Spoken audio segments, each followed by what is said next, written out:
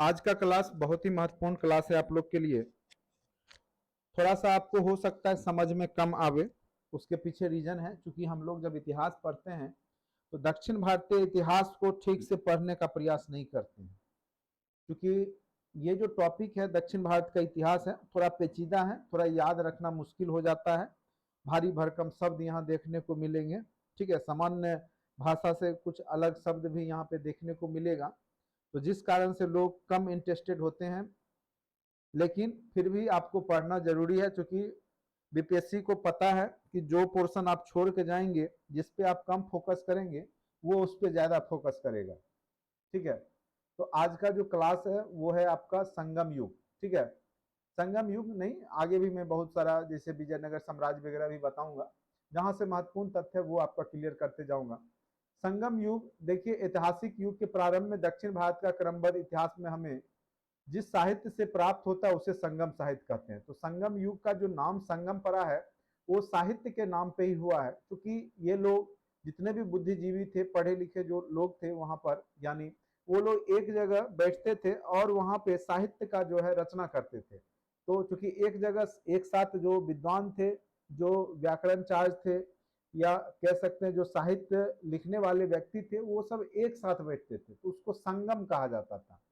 और वहां पर जो मिलकर के ये लोग साहित्य की रचना करते थे गोष्ठी में, तो इसीलिए इसको संगम साहित्य कहा गया। ठीक है, तो संगम साहित्य से ही संगम युग का नाम संगम पड़ गया। ठीक है, तो ये याद रखिएगा, संगम युग का जो संगम नाम पड़ा है वो संगम साहित्य से पड़ा है। ठीक है,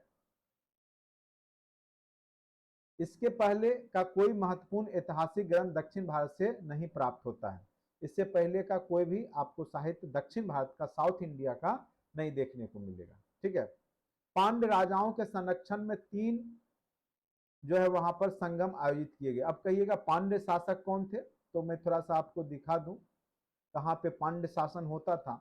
ये जो पोर्शन है आपको तमिलनाडु वाला पोर्शन, ठीक है, यहाँ पे पांड्य, मदुरई तक, मदुरई कह सकते हैं, मदुरई। ठीक है, तो यहाँ पे पांड्य लोगों का शासन होता था, पांड्य शासक थे। केरल के तरफ वाला जो पार्ट है ये, ठीक है, यहाँ पर चेर शासकों का शासन हुआ करता था, चेर का।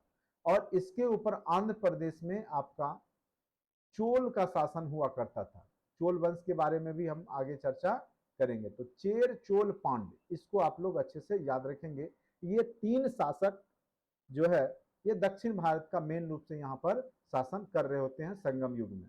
तो चेर, चोल और पांड्य। ठीक है, तो ये याद रखना है। तमिलनाडु वाला पोर्शन में पांड्य है, मदुरई वाला उसकी राजधानी हुआ करता था, उदयपुर जो है चोल वंश की राजधानी हुआ करती थी। ठीक है, तो यहाँ से क्वेश्चंस पूछे जाएंगे, तो आगे चलिए चर्चा करेंगे, चोल में भी चर्चा होगा। फिर सबसे पहले आते हैं फिर अब संगम साहित्य के बारे में। पांड्य राजाओं के संरक्षण में 3 संगम गोष्ठियां आयोजित की गई थी। टोटल कितनी संगोष्ठियां हुई है? 3 गोष्ठी। इनमें संकलित साहित्य संगम साहित्य कहलाया। ठीक है, जो तीनों गोष्ठी मिलकर के जो साहित्य की रचना हुई, सारे साहित्य को हम लोग संगम साहित्य के अंतर्गत उसको रखते हैं। ठीक है, क्योंकि संगम मतलब ही होता है आपस में मिलना, गोष्ठी करना। जैसे गांव देहात में भी लोग गोष्ठी करते हैं, जहां पर धार्मिक बातों को वो लोग आपस में चर्चा करते हैं, तो उसी प्रकार से ये लोग एक साथ जमा होते थे और काव्य की रचना करते थे। संगम युग में 5 महाकाव्य भी लिखे गए हैं, यद्यपि वे संगम साहित्य के अंतर्गत नहीं आते हैं, जिनमें जीवक चिंतामणि, मणि मेखले, शिल्पादिकारम भी वर्तमान में उपलब्ध है। तो ये 3 जो साहित्य है ये आपके संगम काल के ही हैं। उसके बाद है तोल काप्यम। ये कई बार पूछेगा तोल काप्यम क्या है, तो याद रखिएगा तोल काप्यम तमिल का व्याकरण है। ठीक है, और अलंकार अलंकार शास्त्र की पुस्तक है। तो कई बार पूछेगा तोल काप्यम क्या है, ये क्वेश्चन पूछा हुआ है, विविया है, ये बीपीएससी पूछ चुका है तोल काप्यम के बारे में। तो पूछ दिया था कि इनमें से कौन व्याकरण का किताब नहीं है। ठीक है, तो उसमें तोल काप्यम भी नाम दे दिया था। तो तोलकाप्यम भी याद रखिएगा, व्याकरण से संबंधित ही किताब है।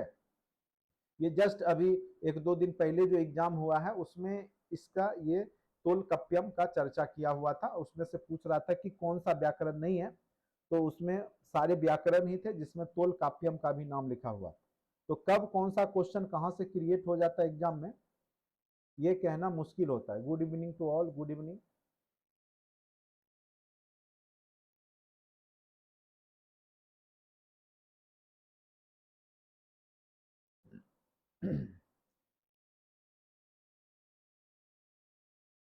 अब आते हैं, तिरुकुरल ग्रंथ को तमिल बाइबिल कहा जाता है। कई बार पूछेगा किस ग्रंथ को तमिल का बाइबिल कहा जाता है, तो उसका नाम है तिरुकुरल, ठीक है। और उसको लिखा किसने है, तो तिरुवल्लुवर, एक संत थे, दक्षिण भारत के महान संत थे। तिरुवल्लुवर नाम आपने सुना होगा, हम लोग जब पढ़ रहे थे 6-7 में, तो तिरुवल्लुवर की एक कहानी पढ़े थे, ठीक है। आप लोग के पता नहीं किताब में था कि नहीं था, लेकिन बहुत ही महान संत दक्षिण भारत के थे।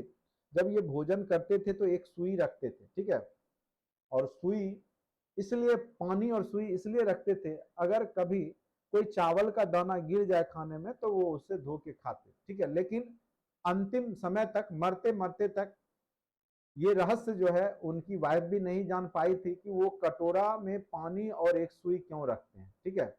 एक कटोरा में वो पानी रखते थे और साथ में सुई रखते थे, ठीक है। तो अंतिम समय में जब उनकी पत्नी पूछती है कि ये आप पूरे जीवन, मैंने देखा कि खाना के साथ जो है आप एक कटोरा में पानी और सुई रखते थे, लेकिन आपने कभी बताया नहीं कि वो क्यों रखते थे और उसका क्या मतलब महत्व था। तो उन्होंने बताया था कि मैं इसलिए रखता, अगर कभी चावल गिर जाता तो मैं वो सुई के सहारे उठा करके उसको धो करके खा लेता, लेकिन कभी जीवन में गिरा ही नहीं, ठीक है। तो ये सब महान संत थे। तो ये तिरुकुरल उन्होंने लिखा है, तमिल बाइबिल जिसको कहा गया है, तिरुवल्लुवर ने लिखा है, ठीक है। उसके बाद ओवेयर और नेचेलियर संगम काल का प्रसिद्ध कवित्रियां हैं, ठीक है। तो ये पूछ सकता है किस काल की प्रसिद्ध कवित्रियां हैं, या पूछ देगा इनमें से कौन सी कवित्रियां संगम काल की हैं। तो ओवेयर, और इसलिए मैं बोलता हूँ थोड़ा नाम आपको अद्भुत दिखेगा, इसीलिए लोग दक्षिण भारत के इतिहास को पढ़ते नहीं है, क्योंकि याद नहीं रहता है, ठीक है। लेकिन फिर भी एक बार तो थोड़ी आपको पढ़ना पड़ेगा, क्योंकि कहाँ से क्वेश्चन बीपीएससी पूछ दे कहना मुश्किल है, ठीक है। अब देखिए, संगम कालीन जो शब्द हैं वहां से बहुत सारे क्वेश्चन पूछा जाएगा। नाडु, जैसे तमिलनाडु हम लोग बोलते हैं, तो नाडु वहां के प्रांत, प्रांत जैसे होता है महाजनपद, उसको नाडु से सूचित किया जाता था, उसको नाडु कहा जाता था। तो कई बार नाडु लगा रहे तो समझ जाइए वो प्रांत हुआ करता था, जैसे तमिलनाडु, नाडु लगा हुआ है। मंडलम, जो राज्य संपूर्ण था उसको मंडलम कहा जाता था। उसके बाद उर जो होते थे, उसके बड़े नगर को उर या पेरूर कहा जाता था, ये याद रखिएगा। उर नगर या बड़े गांव जो होते थे, उर व्यवस्था, उर हुआ करता था, गांव को उर कहते थे। तो ये सब शब्द आप लोग दक्षिण भारत का एकदम याद रखिएगा। उर मतलब बड़ा सा गांव, और सिरूर मतलब छोटा गांव को कई बार पूछ देगा कि दक्षिण भारत में छोटे गांव को किस नाम से पुकारा जाता था, तो उसको सिरूर कहा जाता था, और उर बड़े गांव को कहा जाता था। उसके बाद मुंडुर जो था पुरान ग्राम हुआ करता था। अब छोटे ग्रामों की सभा होती थी। पट्टिनम तटीय शहर, नहीं जैसे विशाखापत्तनम बोलते हैं, तो पट्टिनम जो हुआ करता था वो तटीय समुद्र के किनारे बसा हुआ शहर होता था। पोडियाल, सार्वजनिक स्थल को पोडियाल कहा जाता था। सालय, प्रमुख सड़क को कहा जाता था। तेरू, नगर की गली को कहा जाता था, ठीक है। तो ये बस शब्द कुछ याद रखिएगा, उसमें उर सबसे महत्वपूर्ण है, उर वाला पूछ सकता है, ठीक है। अब आ जाइए संगम काल के जो प्रमुख नगर थे उस समय, और खास करके जहां पे ये लोग शासन करते थे, जैसे उरैउर। उरैउर जो था वो चोलों की राजधानी हुआ करती थी। किसकी राजधानी है उरैउर, तो चोल वंश के राजाओं की राजधानी होती थी, और सूती कपड़ों का सबसे बड़ा केंद्र था। ये क्वेश्चन पिछले बार बीपीएससी में पूछा था कि चोल वंश की राजधानी कहाँ थी, ठीक है। ये क्वेश्चन पूछेगा, बहुत ही महत्वपूर्ण प्रश्न है ये, कि चोल शासकों की राजधानी कहाँ हुआ करती थी। तो चोल शासकों की राजधानी याद रखना है आपको, कहाँ हुआ करती थी, तो उरैउर हुआ करता था, ठीक है। चोल शासकों की राजधानी उरैउर हुआ करता था, ठीक है। उसके बाद पुहार यह चोलों की समुद्र तटीय राजधानी थी, और यह एक प्रसिद्ध बंदरगाह भी था। तो हो सकता है पूछ दे समुद्र तटीय राजधानी चोल का क्या हुआ करता था, तो पुहार। लेकिन जनरली ये क्वेश्चन पूछा हुआ है, जो मैं बार बार बोल रहा हूं कि पूछा हुआ, इसका मतलब है कि वो पूछा हुआ, तो उसको आप लोग ज्यादा विशेष रूप से फोकस कीजिएगा। उरैउर जो था वो आपका चोल वंश की राजधानी हुआ करती थी, ठीक है। मदुरै, अभी तुरंत हमने बताया था आपको, तमिलनाडु में ही है मदुरै, पांड्य शासकों की राजधानी हुआ करती थी। करैउर चेरों की राजधानी हुआ करती थी, या वांजी, ठीक है, या आपका करयूर। तो कई बार पूछेगा चेर की राजधानी क्या, तो चोल चेर पांड्य, इसको तो आपको एकदम भूलना ही नहीं है। चोल चेर पांड्य आपको भूलना ही नहीं है। करयूर, करयूर जो है आपका चेरों की राजधानी हुआ करती थी। कोरकाई पांड्य की तटीय राजधानी थी। मुसरी अथवा मुजरिस चेरकालीन प्रसिद्ध बंदरगाह था। यह पूछ सकता है कि मुजरिस, या पूछेगा इनमें से कौन सा चेरकालीन प्रमुख बंदरगाह था, तो मुजरिस आपको याद रखना, ठीक है। तो यहां से क्वेश्चन मदुरै वाला पूछ सकता है पांड्य शासकों की, या आपको ये उदयपुर वाला पूछेगा, या फिर आपको कोरकाई वाला जो है पांड्य की तटीय राजधानी, ये नहीं, करयूर वाला पूछता है, ठीक है। तो उदयपुर, करयूर ये याद रखना है आपको, ठीक है, और मदुरै। तो चूंकि अद्भुत नाम है दक्षिण भारत का, तो थोड़ा सा आपको ध्यान देना होगा। मदुरै पांड्य का, उसके बाद चोल का, चोल का तो एकदम नहीं भूलिएगा, उदयपुर। जैसे पिछले क्लास में भी बहुत सारा क्वेश्चन में आपको बताया था और कहा था यहां से क्वेश्चन आएगा। तो जैसे आपका अशोक का शिलालेख भी चर्चा किया था, 13वां शिलालेख पूछता है, तो उससे देखिए क्वेश्चन कल पूछ दिया एग्जाम में, ठीक है। तो जो मैं चर्चा करता हूं उस पर ध्यान दीजिए आप लोग, ठीक है। और अगर स्टैटिक पोर्शन पूछेगा तो वो हमारा पढ़ाया हुआ ही रहेगा, इस बात का 110% गारंटी है, ठीक है। हाँ, बाकी आपका डायनामिक क्वेश्चन जो होते हैं करेंट अफेयर से संबंधित, वो अपडेट होते रहते हैं, ठीक है, वो बदलते रहता है, वो कहाँ से पूछ देगा, वो थोड़ा सा आपको करेंट अफेयर जब अपडेट करेंगे तभी उससे आपका लड़ता है, ठीक है। चलिए, अब कुछ शब्द हैं राजस्व से संबंधित, यानी टैक्स वसूली से संबंधित कुछ शब्द हैं जो वहां प्रयोग किया जाता था। माँ या वैली कहा जाता था, भूमि के दो प्रसिद्ध माप थे। इरे भूमि कर को कहा जाता था। सुंगम या उल्लू चुंगी या सीमा शुल्क को कहा जाता था। कुंडमय या पादु राजा को अदा किया जाने वाला कर था। इरादू जबरन वसूला जाने वाला कर था, ठीक है। तो ये सब क्वेश्चन आज तक नहीं पूछा, ना ही पूछेगा। चलिए, पहले ही मैं बता देता हूं कहां से क्वेश्चन पूछेगा। अब आ जाइए, राजनीतिक इतिहास क्या था उसके बारे में जानेंगे। संगम साहित्य में हमें तमिल प्रदेश के 3 राज्य जो है चोल चेर पांड्य, तो कई बार पूछेगा कि इनमें से कौन से राज्य नहीं थे संगम के, तो चोल चेर पांड्य याद रखिएगा। उदयपुर राजधानी चोल का है, करयूर चेर का है, और पांड्य का मदुरै है, ठीक है। चोल का प्रमुख शासक करिकाल था, ये भी क्वेश्चन देखिए पिछले बीपीएससी में पूछा हुआ था। चोल वंश का संस्थापक कौन था, ठीक है। तो प्रमुख शासक के रूप में करिकाल है, जिसने की चोल वंश की नींव डाली थी। इसने चेर और पांड्य राजाओं को युद्ध में हराया था, और कुहार पत्तन का निर्माण इसी के समय में हुआ था, करिकाल के समय में। तो चोल वंश का स्थापन में मुख्य श्रेय किसको जाएगा, करिकाल को जाएगा। और कुहार जो कि तटीय राजधानी को इसने, ऐसे तो उदयपुर है लेकिन तटीय राजधानी जो है पत्तन, कुहार को बनाया था। कावेरी नदी पर बांध का निर्माण एवं सिंचाई का कार्य भी करने का काम चोल शासकों को दिया जाता है, ठीक है। यानी कावेरी नदी जो कि दक्षिण भारत में बहती है, वहां पे बांध का निर्माण और सिंचाई व्यवस्था निकालने का काम चोल शासकों का है। उसमें भी जो प्रमुख शासक है, जो शुरुआती शासक है करिकाल, इन्हीं का योगदान है, ठीक है। अच्छे से आप लोग सुनिएगा थोड़ा सा।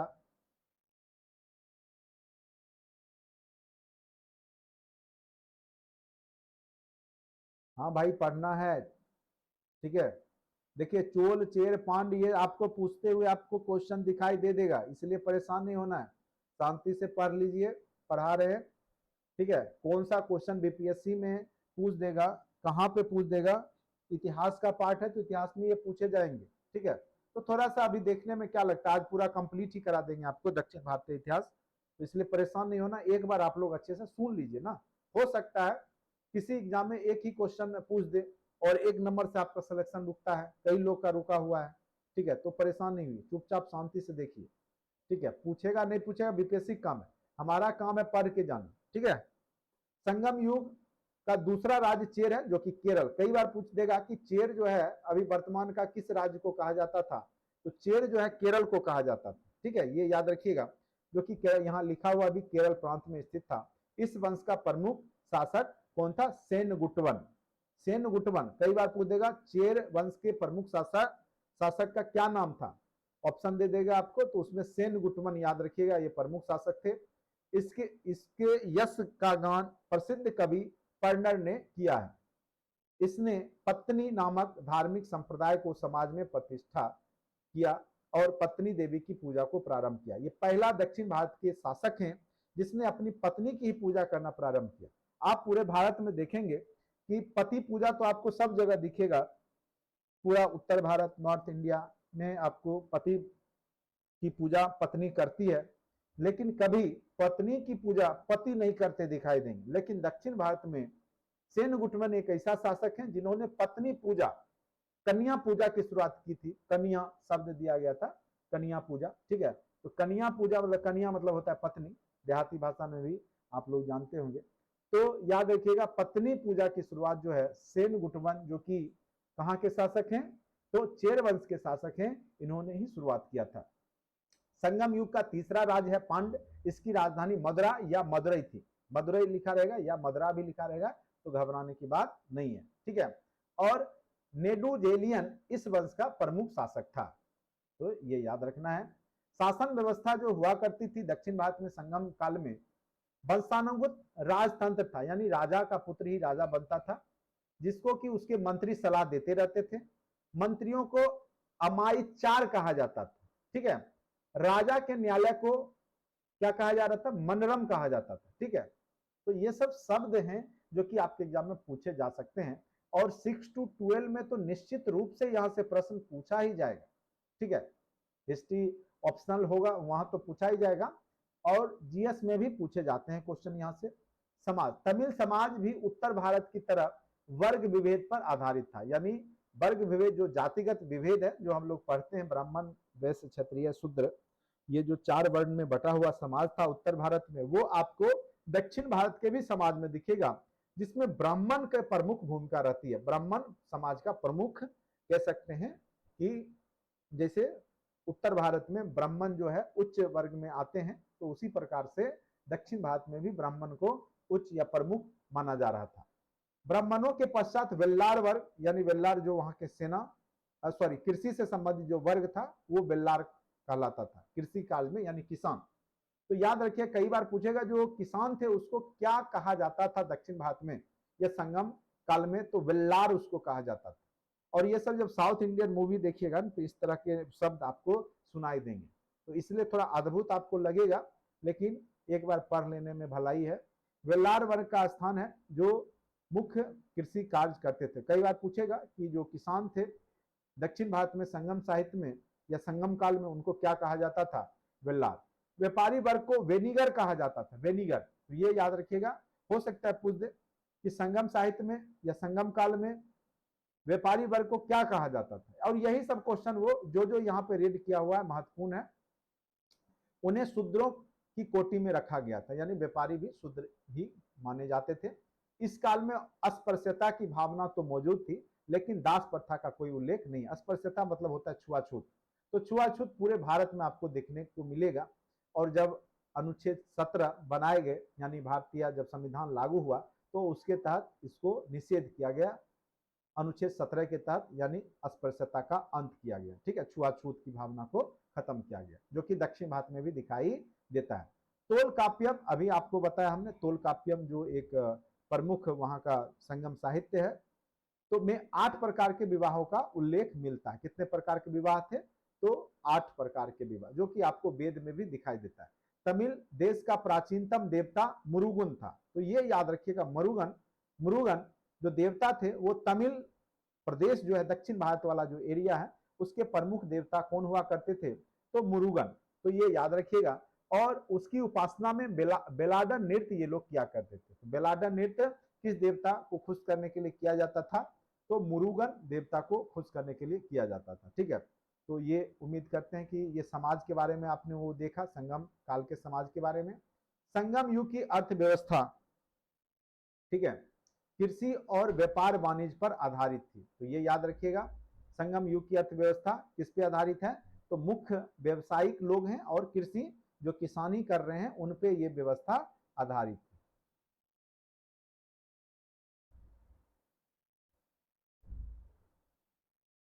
किसानों को वेल्लार, अभी तुरंत हमने बताया वेल्लार किसे कहा जा रहा है, तो शब्द पे गौर कीजिएगा, और वही सब क्वेश्चन पूछेगा अगर पूछेगा तो, ठीक है। और उनका जो प्रमुख होते थे, जो किसानों के प्रमुख जमींदार होते, तो वो वेलीर कहलाते थे, ठीक है, वेलीर। निम्न वर्ग की महिलाएं खेती की कार्य करती थी, उन्हें कडेसिवर कहा जाता था। कडेसिवर जो निम्न वर्ग की महिलाएं, निम्न जाति की जो महिलाएं थी जो खेतों में काम करती थी, उसको कडेसिवर कहा जाता था। कृषि के साथ उद्योग धंधे का भी विकास हुआ था। हाँ, ये क्वेश्चन बार बार पूछेगा, संगम काल में कौन सा सूती वस्त्र का प्रमुख प्रसिद्ध स्थल था जहां पे सूती वस्त्र बनाए जाते थे? उरैउर, याद रखिएगा, जो कि चोलों की राजधानी भी हुआ करती थी। ठीक है, उरैउर, ये सूती वस्त्र का प्रमुख उद्योग भी था। चोलों का समृद्ध प्रमुख कारण जो था, जो चोल बहुत ज्यादा समृद्ध हुए थे, यानी धनी मनी हुए थे, उसके पीछे एक ही रीजन था, सूती वस्त्र उद्योग, कॉटन का उद्योग। क्योंकि कपास दक्षिण भारत में आपको पता ही होगा, कर्नाटक हो चाहे गुजरात हो, यहाँ पे सूती वस्त्र का निर्माण होता है। और सूती वस्त्र के कारण ही ये लोग धनी मनी हुए थे, क्योंकि पास पड़ोस के देशों के, चाहे श्रीलंका हो या अरब प्रायद्वीप हो, तो उन सब में इनका जो है व्यापार हुआ करता था सूती वस्त्र का। और आपको पता होगा, एक सेकेंड, जो चोल शासक थे उन्होंने श्रीलंका को भी विजिट कर लिया था, और वहां से बहुत सारे लोगों को गुलाम बना करके वो भारत ले आए थे। तो श्रीलंका को गुलाम बनाने वाले चोल शासक ही थे। आगे आगे मैं चर्चा करूंगा। इस काल का व्यापार वाणिज्य अत्यंत उन्नत था। पश्चिम में रोम, रोम तक ये लोग, इटली जो रोम है वहां तक ये लोग व्यापार करते थे। पूरब में ये लोग प्रायद्वीप जो है आपका मालद्वीप, ठीक है, वहां पे, और चीन के साथ भी इनका व्यापार हुआ करता था, और सूती वस्त्र का व्यापार करते थे, जिस कारण ये लोग धनी मनी थे। उसके बाद व्यापार में और भी है, काली मिर्च, हाथी दांत, मोती। मोती पांड्य जो साम्राज्य था, ठीक है, वहां पे मोती बहुत ज्यादा हुआ करता था।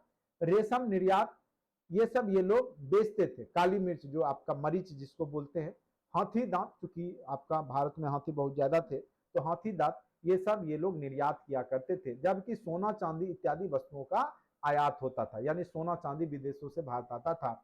और यही व्यापार के कारण भारत में सरप्लस इकोनॉमी हो गई थी, और भारत में सोना चांदी बहुत ज्यादा मात्रा में आ गए थे। ठीक है, अब देखिए ये क्वेश्चन बार बार पूछेगा, बहुत ही महत्वपूर्ण लाइन यहां से बनता है। अरिकामेडू के बारे में पूछेगा, तो अरिकामेडू जो है रोमन व्यापार का प्रमुख केंद्र था। पूछ देगा कि दक्षिण भारत में कौन सा जगह रोमन व्यापारियों का प्रमुख केंद्र हुआ करता था? तो याद रखना है आपको, अरिकामेडू। अरिकामेडू जो है दक्षिण भारत का प्रमुख जो है व्यापारिक स्थल था, और यहां से विशाल रोमन बस्ती का पता चलता है। तो ये भी क्वेश्चन पूछा हुआ है, बीबीआई है, बीपीएससी पूछ चुका है कि कहां पर रोमन बस्ती के अवशेष मिले हैं दक्षिण भारत में। जगह का नाम है अरिकामेडू। अरिकामेडू याद रखिएगा, अरिकामेडू है एक जगह जहां पर रोमन बस्तियां मिली हैं। ठीक है, जहां पे रोमन लोग आकर के ठहरते थे और प्राचीन समय में व्यापार किया करते थे। पश्चिम तट नौरा, मुसरी, तोंडी, नेल्सीडा, मुजरिस, और पूर्वी तट कोलची, पोदुका और कमरा जैसे प्रमुख बंदरगाह थे। ये याद करने की जरूरत नहीं, ये पूछता नहीं। ठीक है, चलिए, तो ये आपका संगम के तीनों हो गए। अब उसमें हम लोग अब चर्चा करेंगे विशेष करके, जहां से बहुत ज्यादा प्रश्न हर एक बार बीपीएससी पूछता है इतिहास वाले क्वेश्चन खंड में, वो है आपका चोल साम्राज्य। ऐसा कोई भी प्रश्न नहीं मिलेगा आपको बीपीएससी में जिसमें चोल साम्राज्य से क्वेश्चन ना पूछा हो।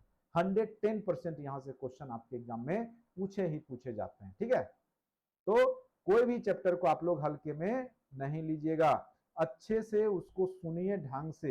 एक बार मैं बोलता हूं, जरूर सुनिए।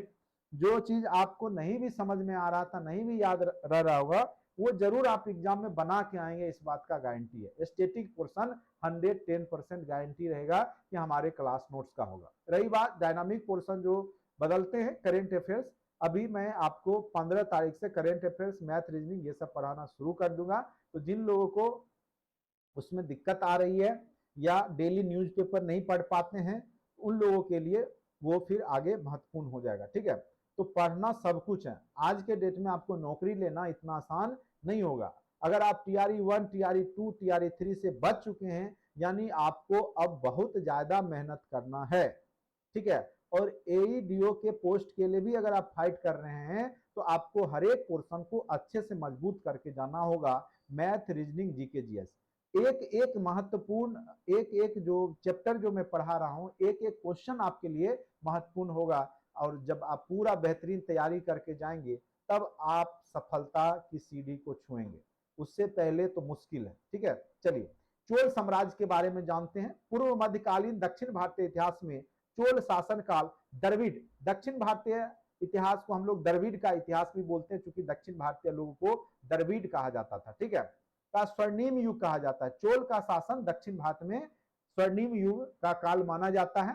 चोलों ने अपने लंबे शासन काल में यानी 850 से 1279 ईस्वी में न केवल एक विशाल साम्राज्य का निर्माण किया, बल्कि एक उत्कृष्ट शासन प्रणाली का भी निर्माण किया। अगर आप देखिएगा कि पंचायती राज व्यवस्था या स्थानीय स्वशासन अगर पूरे भारत में कहीं दिखेगा तो वो चोल प्रशासन में ही दिखेगा, जहां पर ग्राम स्तर पे, उर स्तर पे जो है शासन की बात की गई है। तो यहां से इसीलिए प्रश्न पूछा जाता है कि पूरे भारत को अगर कोई दिशा निर्देश देने वाला है स्थानीय स्वशासन को, पंचायती राज व्यवस्था को, तो वो है आपका चोल साम्राज्य। ठीक है, चोल राजाओं ने तंजौर के आसपास के क्षेत्र जो कि तमिलनाडु से अपना शासन प्रारंभ किया।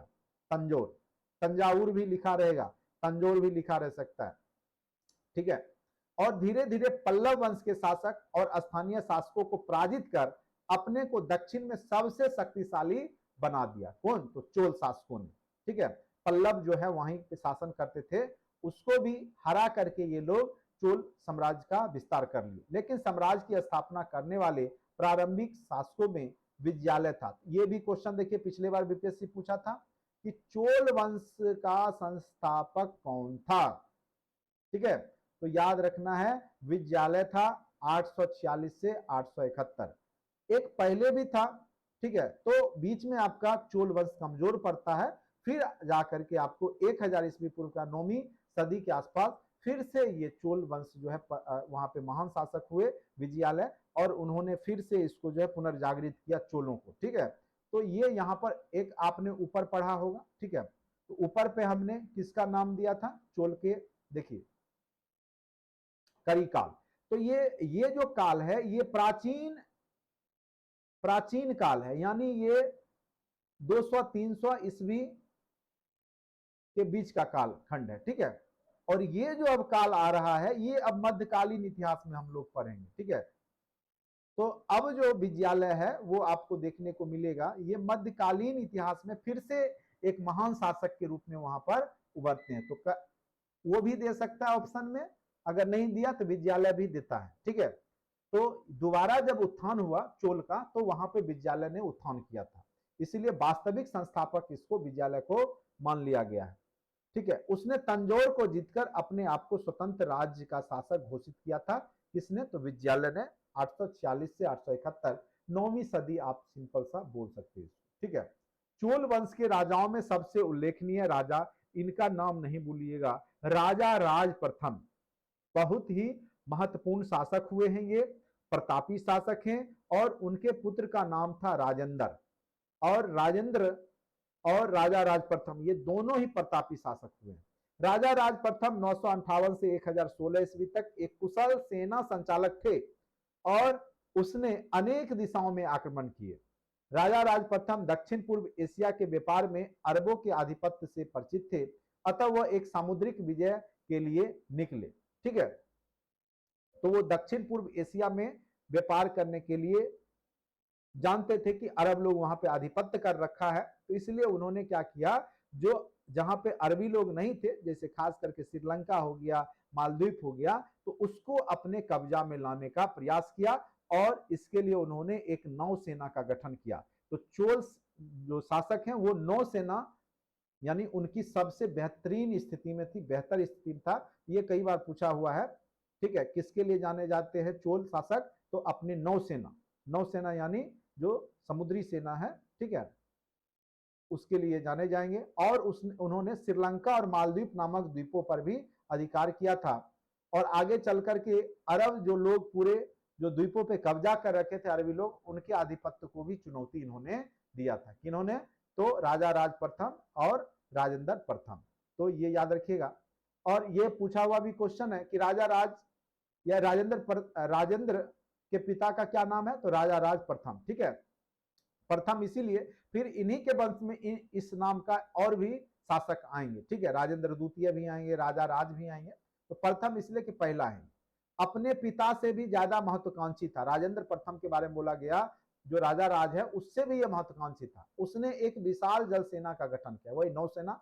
उसके दो युद्ध बड़े ही साहसिक और वीरतापूर्ण थे। एक तो जिसमें उसकी सेना पूर्व भारत के समुद्र तट से होकर के उड़ीसा पार करते हुए गंगा तक फैल गई थी। यानी अगर भारत का मैप देखा जाए, मैं आपको थोड़ा मैप बना के दिखा दूं। चलिए, भारत का नक्शा जो भी बना, तो ये वाला पोर्शन यहाँ पे है। ये लोग ये जीत करके उड़ीसा यहाँ तक कब्जा कर लेते हैं। ठीक है, तो ये साहसिक कार्य में से माना जाता है राजेंद्र प्रथम का। और दूसरा अभियान क्या किया था इन्होंने, श्रीलंका जो नीचे में है उसको पूरा विजित कर लिया था। दूसरे देश में जाके उसको जीत लेना अपने आप में बहुत बड़ा कह सकते हैं योग्य शासक ही ऐसा कर सकता है। दूसरा अभियान श्रीलंका और दक्षिण पूर्व एशिया का मलाया या मालदीप जो बोलते हैं, प्रायद्वीप तथा सुमात्रा, जो कि सुमात्रा द्वीप, जावा द्वीप, ये सब आपने पढ़ा होगा, इंडोनेशिया उसी के आसपास है, एवं थल सेना का उपयोग किया था। ठीक है,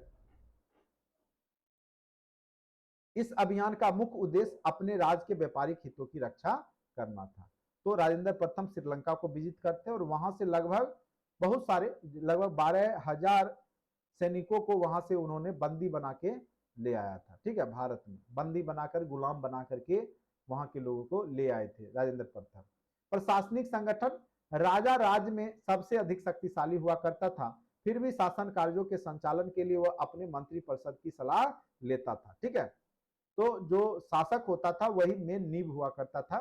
ठीक है, और आदेश को उसका निजी सचिव लिख लिया करता था। जो भी आदेश राजा देते थे, चोल शासक, उसको उनके नजदीकी जो सचिव होते थे, जो रहते थे उनके साथ, वो लिख लिया करते थे। अब देखिए, यहां से भी क्वेश्चन खूब पूछे गए हैं। संपूर्ण चोल राज्य को राष्ट्र कहा जाता था। तो सबसे पहले राष्ट्र शब्द जो देखने को मिलेगा, ऐसे तो ये वैदिक सभ्यता में आपको देखने को मिलता है, वैदिक साहित्य में, लेकिन यहां पर ये प्रैक्टिकली रूप से राज्य को राष्ट्र कहा जाता था। पूरे जहां पे ये शासन करते थे उसको राष्ट्र के रूप में कहते थे। प्रशासन की सुविधा हेतु इन्होंने राष्ट्र को कई भागों में बांट कर, यानी प्रांत जो था उसमें बांट रखा था, उसको मंडलम ये लोग कहते थे। ठीक है, और प्रत्येक मंडलम कोट्टम में विभाजित था, जिसको कमिश्नरी, जैसे मंडलम हो गया, मंडलम किसमें बटा हुआ था, कमिश्नरी कोट्टम, जैसे जिला में हो। मंडल आज भी होता है ना, परमंडल जैसे हम लोग बोलते हैं, परमंडल के अंदर जिला होता है।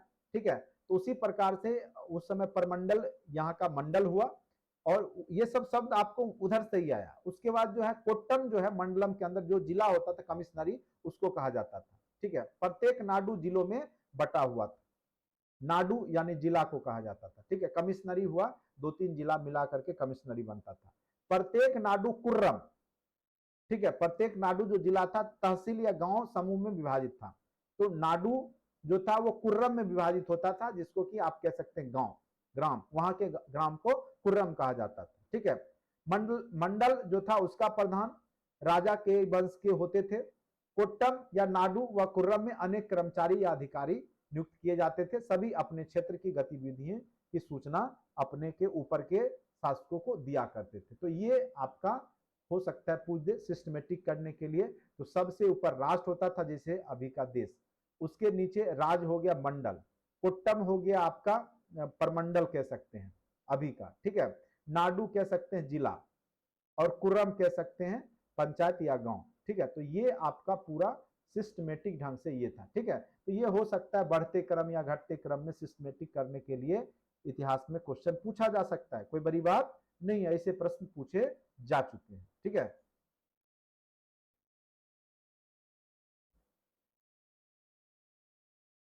अब देखिए यहां से अच्छे से आप लोग ध्यान से इसको सुनिएगा। ठीक है, ये एकदम बार बार पूछा हुआ प्रश्न है, मैं इसलिए बोल रहा हूं कि ये क्वेश्चन सब पूछता है बीपीएससी। भू राजस्व क्या था, राजस्व की जो आय थी वो भू राजस्व था, मतलब जमीन के बदले में जो किराया टैक्स वसूलते थे राजा, और 1/6 जिसे ग्राम सभाएं 1/6 दर से वसूल करती थी। राजा के अधिकारी नहीं, ग्राम सभाएं वसूली करती थी।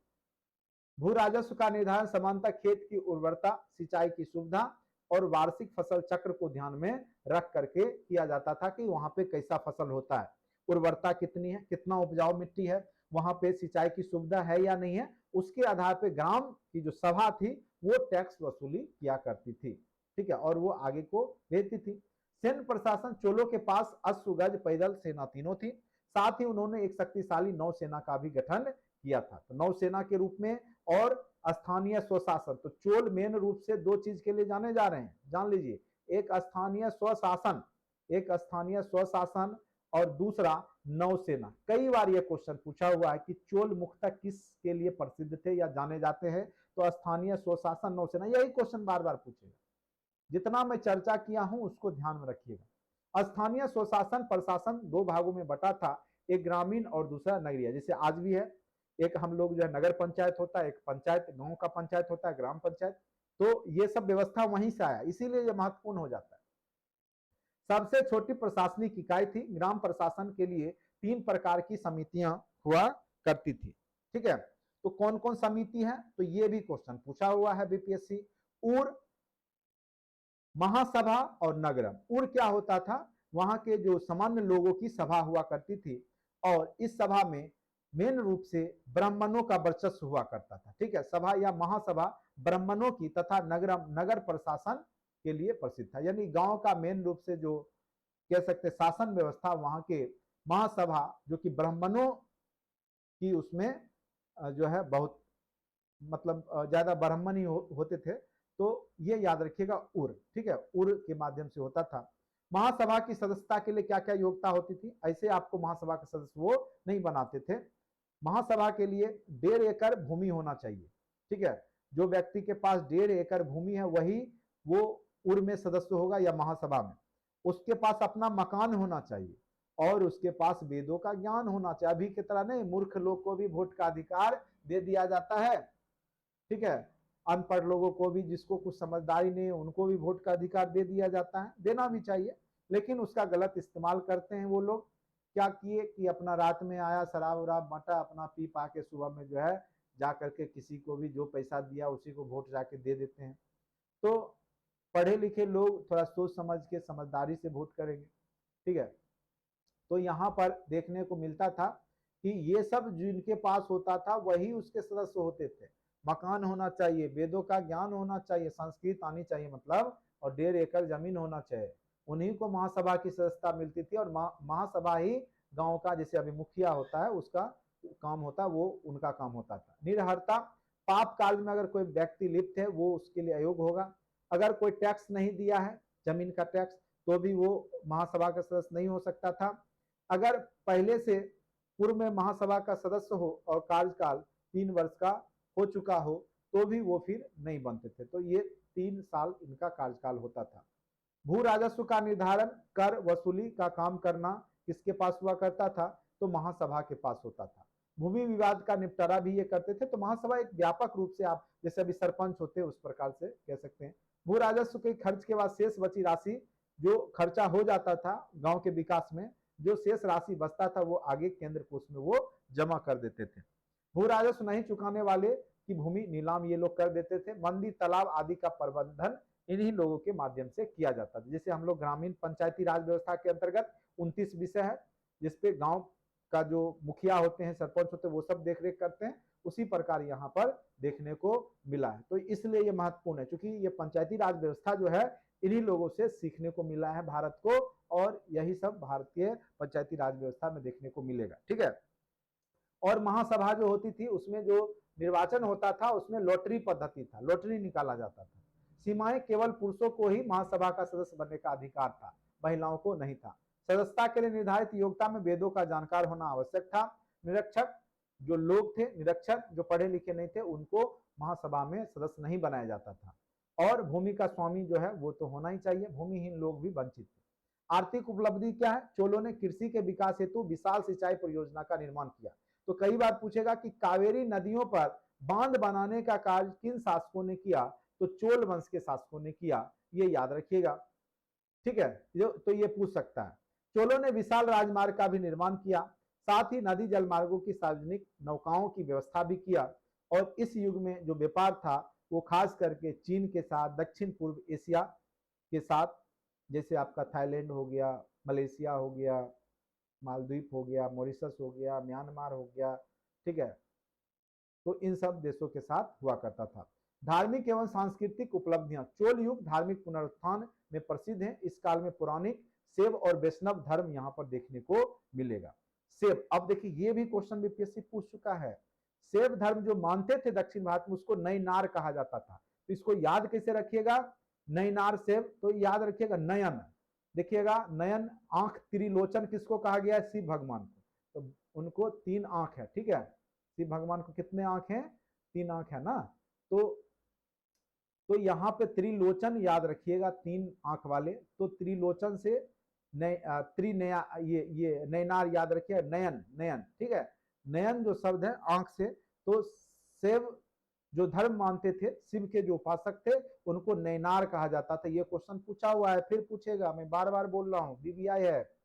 जो दक्षिण भारत में शिव के उपासक थे उनको क्या नाम दिया गया है, तो नैनार, नयन से याद रखिएगा, जिनके पास 3 आंख है और वो शिव हैं, तो शिव भक्त नैनार, और वैष्णव को अलवार कहा जाता था, ठीक है, तो बहुत ही महत्वपूर्ण है। अब देखिएगा स्थापत्य कला के क्षेत्र में भी दक्षिण भारत बहुत महत्वपूर्ण है, क्योंकि बड़े बड़े विशाल पत्थरों को काट करके वहां पे मंदिर बनवाए गए थे, और पूरा चूंकि वो दक्षिण भारतीय जो एरिया पठारी एरिया है, तो वहां कृषि उतनी अच्छी नहीं होती है, तो वहां के लोगों के लिए जो है मंदिर जब निर्माण करते थे, तो वहां के शासक की जो प्रसिद्धि है पूरे भारत में होती थी, और दूर दूर से लोग, नॉर्थ इंडिया से लोग वहां घूमने जाते थे, जिससे वहां के लोगों को इनकम भी जनरेट होता था, ठीक है, इसलिए वहां के शासक मंदिर बनवाने पर भी विशेष फोकस करते थे, ठीक है, तो ये भी आपको याद रखना है।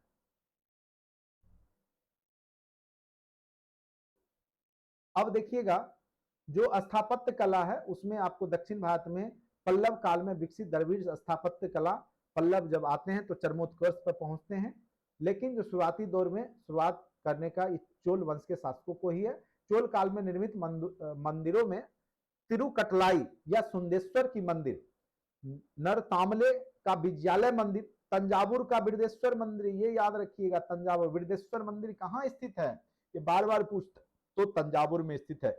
इन मंदिरों को विशेषता क्या है कि जैसे ये मंदिर हो गया, तो बीच आगे में सबसे पहले गर्भगृह होगा जिसमें भगवान को रखे जाते, उसके अंदर उसके चारों ओर मंडप होता था, ठीक है, उसके आगे खुला मैदान होता था और बीच में तालाब भी हुआ करता था, अगर आगे में गेट हुआ करते थे, ठीक है, उसको गोपुरम कहा जाता था, तो कई बार पूछेगा गोपुरम के बारे में, ठीक है, तो मेन गेट मंदिर का जो हुआ करता था दक्षिण भारत में, ठीक है, तो उसको क्या कहा जाता था, तो याद रखिएगा जो मेन गेट होता था दक्षिण भारत में, आगे में यहाँ पर जो दिख रहा है उसको गोपुरम कहा जाता था। ये शब्द बहुत ही महत्वपूर्ण है, ये कई बार आपके एग्जाम में पूछे जा चुके हैं, ठीक है, और जो ये शिखर होता था उसको विमान कहा जाता था, गर्भगिरी के ऊपर जो एक शिखर होता था उसको विमान कहा जाता था, ठीक है, तो ये 2 शब्द और एग्जाम में पूछे जा चुके हैं, इसलिए हमने आपको चर्चा कर दिया, ठीक है।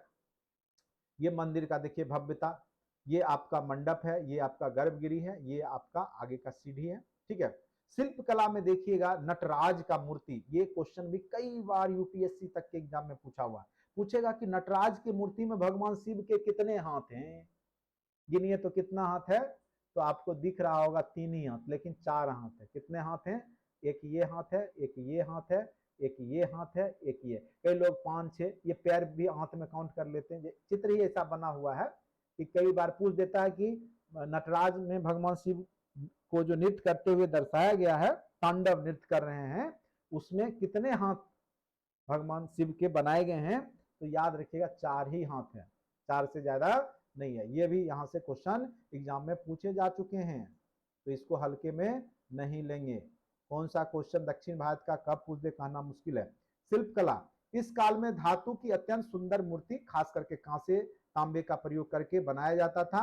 नटराज की मूर्तियां, आप लोग नटराज बचपन में एक आता था नहीं, परकाल बॉक्स जिसको हम लोग बोलते हैं, तो उसमें ये नटराज कंपनी का होता था, उस पर ये मूर्ति बना रहता था, ठीक है।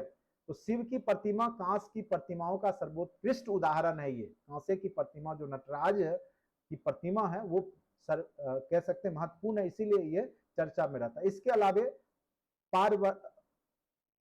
पार्वती, स्कंद, कार्तिक है, पार्वती होगा, पार्वती लिखा हो, पार्वती, इसके अलावे, ठीक है, पार्वती, स्कंद, कार्तिकेय, गणेश आदि की असंख्य प्रतिमाएं निर्मित है। कार्तिक, गणेश, शिव, पार्वती, ये तो फैमिली है, नहीं, भगवान शिव के 2 पुत्र, एक गणेश जी और एक कार्तिकेय। इस प्रकार उपयुक्त, चलिए हो गया। अब आते हैं पल्लव, पल्लव के बारे में देखते हैं, थोड़ा सा इसको भी देख ही लेते हैं, पल्लव वाला भी क्वेश्चन पूछता ही है, तो जब कोई काम कीजिए तो अच्छे से ही कर ही लेना चाहिए।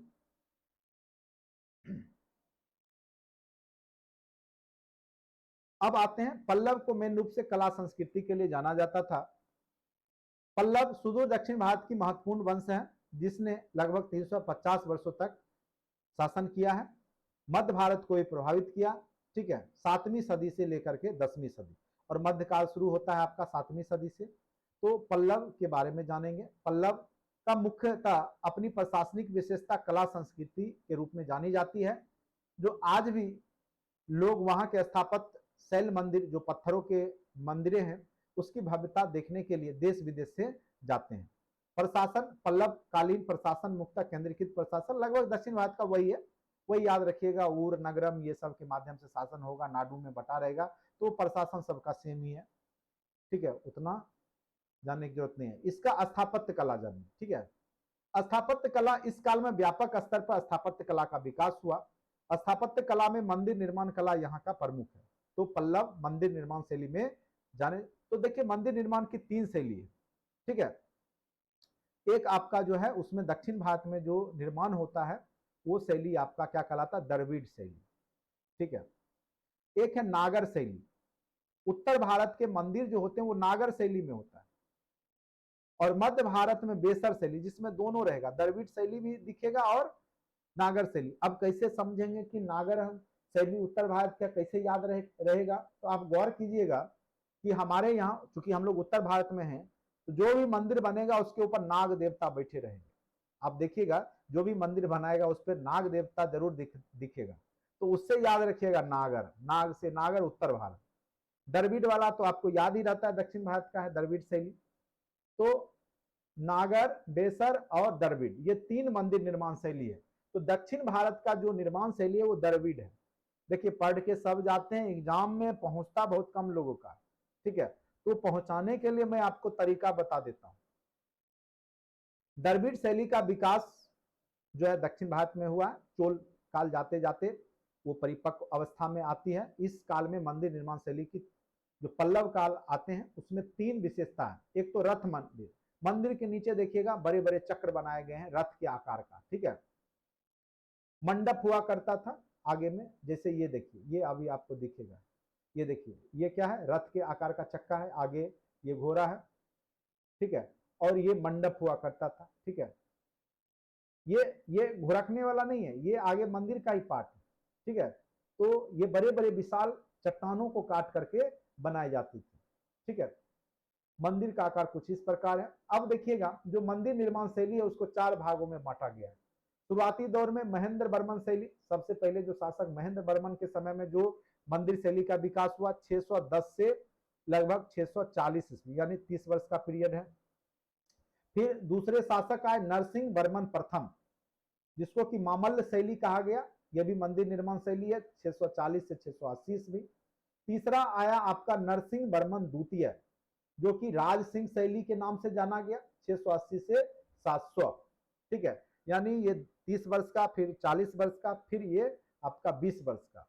फिर अपराजित शैली सबसे बाद में आया, ये लगभग 100 वर्ष तक चलेगा। तो ये धीरे धीरे जो है आपका शैली का विकास होगा। जैसे जैसे राजा कमजोर होंगे मंदिर भी कमजोर होता चला जाएगा। ठीक है, महेंद्र वर्मन शैली प्रारंभिक मंदिर निर्माण शैली है जिसकी शुरुआत महेंद्र वर्मन ने किया था 610 से 640। तो ये भी कई बार पूछ सकता है महेंद्र वर्मन के बारे में, पल्लव शासक हैं, कब से कब तक इनका पीरियड था, तो ये याद रखिएगा 610 से 640 ईस्वी। ठीक है, और ये जो मंदिर बनाए गए थे पहाड़ों को काट करके, जैसे जनरली हम लोग नीचे से ऊपर दीवार जोड़ करके बनाते नहीं, ये लोग ऊपर से नीचे की ओर बनाते थे। पहाड़ जैसे चट्टान है इसको काटना शुरू करेंगे, जैसे ये पूरा पहाड़ है इसको काटना शुरू करेंगे, और धीरे धीरे जो है ऊपर से नीचे की ओर बढ़ेंगे, अपना मंदिर को बनाते बनाते नीचे तक गहराई तक जाएंगे। ठीक है, तो पहाड़ों को काटकर गुफा मंदिर का निर्माण करते थे ये लोग। पंच पांडव मंदिर, त्रिमूर्ति मंदिर इसमें प्रसिद्ध है, महेंद्र वर्मन शैली में है वो। ठीक है, कई बार पूछेगा कि इनमें से कौन सा मंदिर महेंद्र वर्मन शैली में बना हुआ है, तो पंच पांडव, त्रिमूर्ति, ये सब जो है आपको महेंद्र वर्मन शैली में बना हुआ है, जिसमें एक गर्भगृह तथा एक मंडप बनाए जाते थे। उसमें केवल एक गर्भगृह होता था जहां पे भगवान को रखा जाता था, और उसके आगे एक बड़ा सा जो हॉल होता था उसको मंडप कहा जाता था। बस ये दो बनाए जाते थे शुरुआती दौर में। फिर आ जाएगा उसका अगला शासक नरसिंह वर्मन 640-680। अब महेंद्र वर्मन शैली में कुछ सुधार होगा। अब उसके आगे क्या होगा, रथ बना दिया जाएगा, मंदिर बनाए जाने लगे। तो कई बार पूछेगा कि रथ मंदिर की शुरुआत किसके समय में हुई। जैसे जगन्नाथपुरी में रथ मंदिर है, तो नरसिंह वर्मन प्रथम के समय में यानी मामल्य शैली में इसकी शुरुआत हुई। उसका जो सबसे छोटा मंदिर द्रौपदी मंदिर सबसे छोटा, और धर्मराज युधिष्ठिर का मंदिर सबसे बड़ा मंदिर। पंच पांडव है, तो पांडवों जो पांचों पांडव के नाम से है, उसमें आपका सबसे बड़ा मंदिर उसमें दिखेगा युधिष्ठिर का, उसको धर्मराज युधिष्ठिर नाम दिया गया है। और सबसे छोटा मंदिर वहां पे द्रौपदी मंदिर दिखेगा। ये पूछ सकता है आप, ठीक है। सबसे बड़ा मंदिर किनका था, तो धर्मराज युधिष्ठिर नाम से था, और सबसे छोटा द्रौपदी के नाम से, जिसमें महेंद्र वर्मन प्रथम की मूर्ति भी स्थापित है। तो किस मंदिर में महेंद्र वर्मन प्रथम की मूर्ति स्थापित है, तो धर्मराज युधिष्ठिर मंदिर, जो कि सबसे बड़ा मंदिर था। कहाँ का, मामल्य शैली यानी पल्लव शासकों के द्वारा बनाए गए मंदिर में, उसमें महेंद्र वर्मन प्रथम की भी मूर्ति है। तो वहां पे राजा और वहां की रानी की भी मूर्ति आगे चल करके उसमें लगाया जाता था, यानी जो शासक थे वो भी अपनी मूर्ति को भी मंदिर में साथ में लगा देते थे, ठीक है। पंडारी मंदिर, सप्त पेंगोडा मंदिर इस प्रकार के प्रमुख मंदिर है। अब तीसरा जो शैली है राजा सिंह शैली। अब मंदिर का निर्माण पत्थर को काटकर नहीं, बल्कि धीरे धीरे क्या हुआ, ईंट बनाए जाने लगे पत्थरों के, और फिर उसकी सुंदरता में क्या होगी, बढ़ोतरी होगी। अब छोटे छोटे पत्थरों के ईंट के माध्यम से मंदिर बनाए जा रहे थे। और सबसे सर्वोत्कृष्ट जो पल्लव कालीन मंदिर बनते थे वो राज सिंह शैली से ही है, जो कि तीसरा शैली है, ठीक है। उसके ऊपर में गर्भगिरी के ऊपर में पिरामिड नुमा शीर्ष बनाए जाते थे। जो आपको पिरामिड टाइप का जो दिखता है शीर्ष, वो आपको यहीं पे दिखाई देगा, ठीक है। और धीरे धीरे वो ऊपर पतला होते जाता था, क्योंकि ये ईंट के बनाए जाते थे, पत्थर वाले ईंट के। दीवारों पर छोटी छोटी मिंड मूर्तियां भी बनाई जाती थी, ठीक है। जैसे महाबलीपुरम का सौर मंदिर, तो कई बार पूछ देगा, ठीक है, सौर मंदिर कहाँ है, तो महाबलीपुरम में। कांची का कैलाश मंदिर, ये क्वेश्चन बार बार पूछा हुआ है, कांची का कैलाश मंदिर किस शैली में बना हुआ है, तो ये याद रखिएगा राज सिंह शैली में ये बना हुआ है। राज सिंह शैली को नरसिंह वर्मन द्वितीय शैली भी कहते हैं। तो राज सिंह शैली सर्वोत्कृष्ट है। और कांची का कैलाश मंदिर को तो आपको एकदम याद रखिएगा, जिसमें भगवान शिव के मृण मूर्तियों को उसके दीवारों पर सजाया गया, यानी छोटी छोटी शिव के जो मूर्तियां हैं वो आपको कांची का कैलाश मंदिर में दिखेगा। कभी दक्षिण भारत गए तो जरूर देखिएगा, बहुत भव्य मंदिर है ये। उसके बाद चौथा अपराजित शैली पे आधारित। अब जो है राजा कमजोर हो जाते हैं, उतने धनी मनी नहीं रहते हैं, तो छोटे छोटे मंदिर बनाए जाने लगे। अब मंदिरों की भव्यता में कमी आई, जो इस बात का सूचक है कि पल्लव कालीन राजाओं की आर्थिक स्थिति बाद में चल करके कमजोर हो गई। मूर्ति कला में गंधार शैली पर आधारित भगवान शिव की नटराज मूर्ति, तो मूर्ति निर्माण शैली में आपको गंधार शैली आपको दिखेगा। तो नटराज जो मूर्ति है भगवान शिव का, वो गंधार शैली पे ही आधारित है। तो ये याद रखिएगा, गंधार शैली जो है उसमें नटराज की मूर्ति जो है भगवान शिव का बना था। तो इस प्रकार से जो भी क्वेश्चन पूछेगा पल्लव में, यहीं से आपका क्वेश्चन पूछेगा, ठीक है। अब आते हैं विजयनगर साम्राज्य के बारे में। क्या आगे पढ़ाएं कि रहने दें? आगे पढ़ाएं विजयनगर साम्राज्य की, रहने दें? आगे कहिएगा तो विजयनगर साम्राज्य भी कंप्लीट कर देंगे, आधा घंटा लगेगा।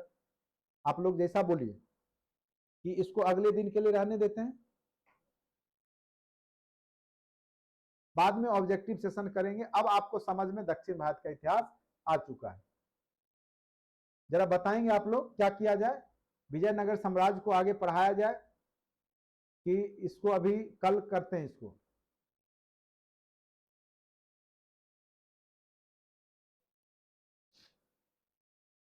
चलिए थोड़ा मैं पानी पी लेता हूं, वेट कीजिए 2-3 मिनट बस।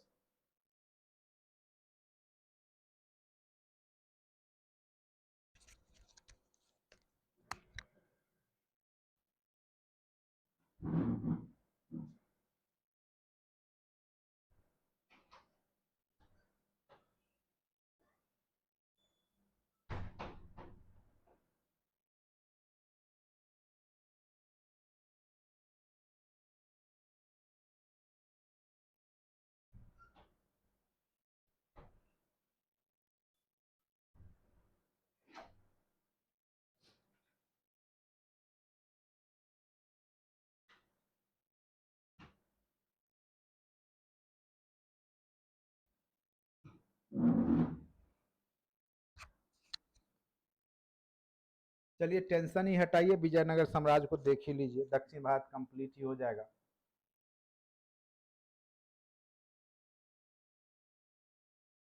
धीरे टाइमिंग बढ़ाएं, क्या लिखे हैं?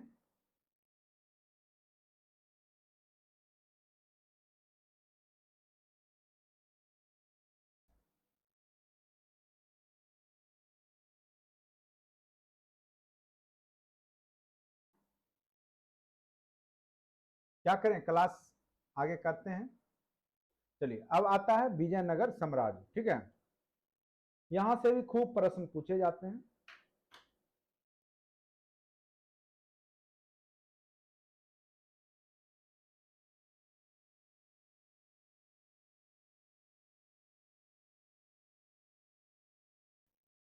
देख ही लीजिए, यहां से अगर प्रश्न पूछे जाएंगे तो आप लोग को दिक्कत नहीं हो, दक्षिण भारत कंप्लीट हो जाएगा तब।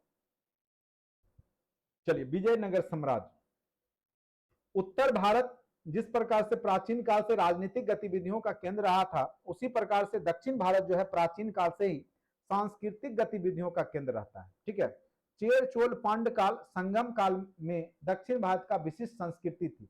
तो जैसे आपका उत्तर भारत राजनीतिक गतिविधि है, शासक जो मैक्सिमम हुए वो उत्तर भारत से हुए, लेकिन दक्षिण भारत जाना जा रहा है अपनी सांस्कृतिक विरासत के लिए, अपनी मंदिर के लिए, अपनी संस्कृति के लिए, ठीक है। प्रथम सदी में तीनों राज अस्तित्व में आ चुके थे। संगम युग के बारे में आप लोग जानते ही हैं। चोलों का पुनरुत्थान 9वीं सदी में हुआ, फिर दोबारा चोल का पुनरुत्थान 9वीं सदी में होता है, जिसमें विजयालय और राजा राज प्रथम, राजेंद्र प्रथम के बारे में आपने पढ़ा। इन वंशों ने दक्षिण भारत में स्थापत्य को चरमोत्कर्ष पे पहुंचा दिया था। जो मंदिर निर्माण शैली वगैरह था या राजमहल का जो निर्माण था वो सब चरमोत्कर्ष पे पहुंच गया था, ठीक है। उसके आगे जब 13वीं सदी आप देखिएगा, ठीक है, जब एक तरफ दिल्ली में मुगल शासक मोहम्मद बिन तुगलक का शासन है, एमबीटी मोहम्मद बिन तुगलक का शासन है, तो उसी समय आप देखिएगा कि दक्षिण भारत का एक प्रांत जो है वहां पर हिंदू लोगों का शासक है, और वो हिंदू जो है वो विजयनगर साम्राज्य है, ठीक है।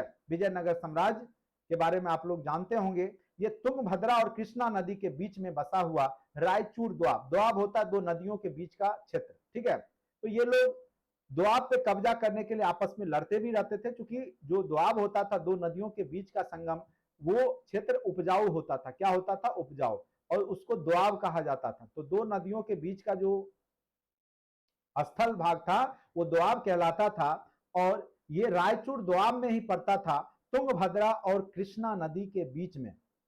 विजयनगर साम्राज्य जो है किन दो नदियों के बीच में है? तो तुंगभद्रा नदी और कृष्णा नदी के बीच में, ठीक है। रायचूर द्वाब दक्षिण भारत का सर्वाधिक उपजाऊ एवं महत्वपूर्ण क्षेत्र था, जैसा कि आप लोग मैप में देख रहे हैं, तुंगभद्रा और कृष्णा नदी के बीच में, ठीक है। तो ये याद रखना है आपको।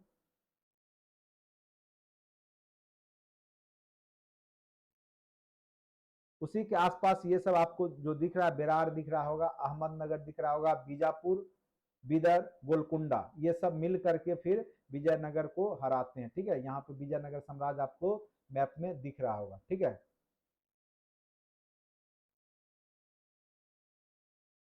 ये यहाँ पे आपका कावेरी नदी है दक्षिण भारत में, ठीक है।